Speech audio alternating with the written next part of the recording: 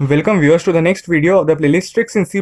So today we are going to see the second part of the auto keyword video, and we are going to see how we take input in arrays and vectors with the help of the auto keyword. But before that we will see some other thing, which is, let's say you have a variable int c equals to 5 and you write int and b equals to c, and then you do b plus plus, then you see out c, then the output will be 6. So what is the logic behind this code?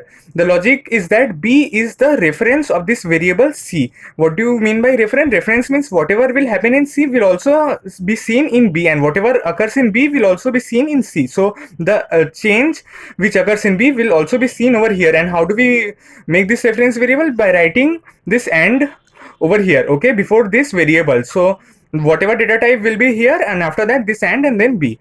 So what is happening? If we do b plus plus, then c will also be incremented. Similarly, if I do c plus plus, c will become 7, and if I see out b, then 7 will be printed. So now let's see how we can use this in the auto keyword. Let's say we are given an array int a 5. Now this is what we are writing inside the main function. And now to take input, what we used to do, we used to do for int I equals to 0, I less than n, and I plus plus. Here n is 5, so we will do for int I equals to 0, I less than 5, I plus plus to take input for the elements in a. But with the help of auto keyword, we can do something like for auto and I in a, and then sin I. And if I, let's say, give input 5, 15, 20, 30, and then 45, and if I do something like this for auto I in a, and then see out I, then this output will be printed in the order we had given. So why is this happening, and why do we have to write and? So because the array is empty at that moment, so whatever the input we are taking in this I, it has to be referenced to the index of that array. Okay, so for example, we are taking input of a0. So this and I will be a reference to that a0. In the next iteration, this and I will be a reference to that a1 position. In this way, a0, a1, a2, a3, a4 will be filled up, and then when we print them, this will be the output.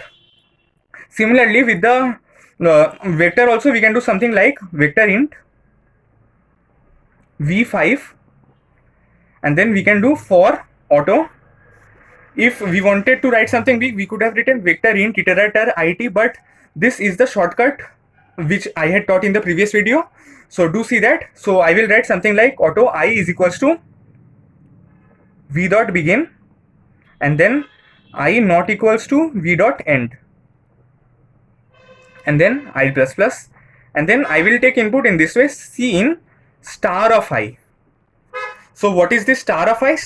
This I is now acting like a pointer, and with the help of star we are pointing to that location of the array. So for example, at v dot begin, at v of 0, the star of I is pointing at v of 0, and in the next iteration, when I is plus plus and I is not equals to v dot end, then what is happening? Then I is pointing to v1, and in this way we will take the input. And then how can we print it? We will simply write for auto I in v, and then see out I and l.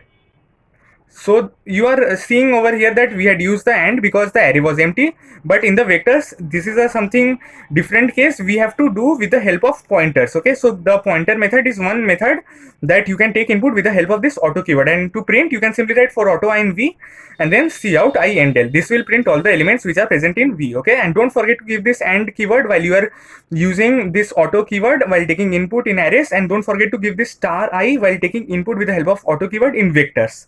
So this was all about the video. If you have any doubt, do ask in the comments.